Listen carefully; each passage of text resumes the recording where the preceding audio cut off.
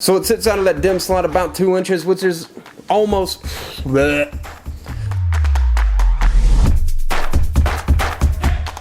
Hey guys, what's up? It's Matt with 86 and I'm taking a look at GeiL's EVO X II RAM. It's for serious gamers, or so it says, but I don't really think that really matters. It might be the RGB that makes it for serious gamers. Regardless, somebody had posted a while ago and asked if I'd take a look at them. I will, but I don't break RAM down on the super scientific spectral level that some analytical people may want me to. It's pretty simple for me. I get it, I like it, I don't like it, whatever. I've actually never had a problem with RAM before, except some old used stuff I got a long time ago. But RAM, I've come to find out, is probably some of the most dependable anything you can buy. When they say what their timings are and you go into BIOS, those are the timings. When they say what the speed is and you go check it with CPU-Z, that's the speed. Never been let down from any of the more affordable companies like GeiL or Team Force, or they might just be called Team, or even back in the day, G-Skill. I mean, of course, G-Skill blew up really fast, especially with Trident Z RGB. That was like the thing that wasn't the thing that really put them out there. I know that, but it's one of those things that really made people go, oh, G-Skill, that's nice. So what they started, other companies have really kind of started to draw and grow on, and that's kind of what we're looking at here with the GeiL EVO X II, the cheapest kit. I think I spent $64 to $70 on it. It's a 16 gig kit, 2 8 gig sticks, and they're big. They are big. I'll tell you, the main reason that I wanted them, after somebody had recommended, hey, would you please take a look at them? Will you get these? Yeah, absolutely. The main reason I wanted them was because I'm actually working with a really ginormous cooler that I'm doing in another video.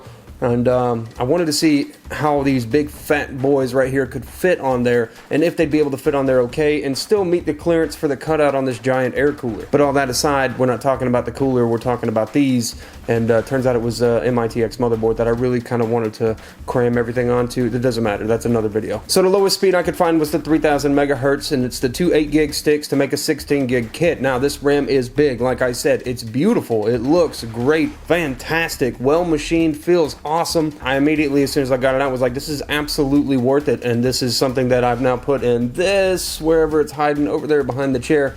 And that PC over there is where it now resides. And I yanked the Trident Z RGB that was in there and just added it to my own because I had that as well. Look how big this is compared to Trident Z RGB. This is giant. The heatsink and the RGB assembly on it is enormous. So if you're not looking for big, just keep that in mind. This is not short. This is not low profile. This is probably taller than some of those ones you can affix to already existing RAM sticks that are out there. Now the timings are 16, 18, 18, and 30 something. 36. Stock out of the box, it does come with this kind of rainbow wave that goes through it. It just sort of syncs up with each other and it just does this rainbow wave, and that's stock out of the box, which is actually what I prefer. I like it like that, and that's, you know, what I keep it on. It's generic default setup, works great for me. Now, to some of you that are out there wondering, what else does this work with? Do they have their own stuff, or what am we looking at here? It is compatible with AuraSync, RGB Fusion, which is Gigabyte, so AuraSync is Asus's, MSI's Mystic Lighting, and ASRock's Polychrome. I didn't even know ASRock actually named theirs. It was just ASRock RGB for a long time, I felt like. But ASRock's Polychrome is compatible with this. With it being as tall as it is, when it sits in the DIMM slot, it is actually almost 2 inches outside there, which is, okay, Google,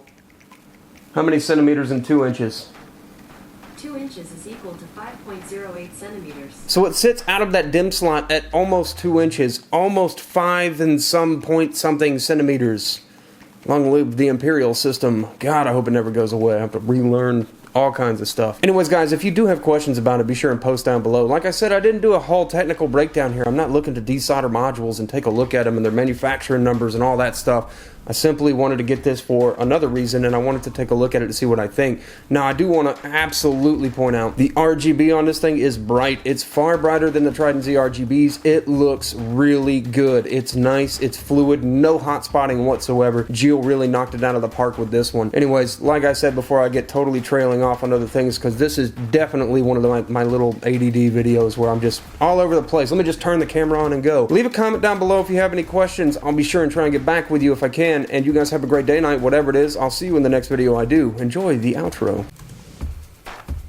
My old outro is a little bit tired, and until I come up with something new, you can watch me sit here and type at the end of each video. Subscribe.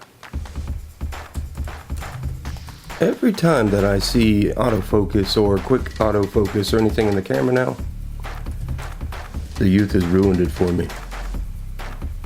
Because now I translate it to quick as f. be sure and check out these other videos.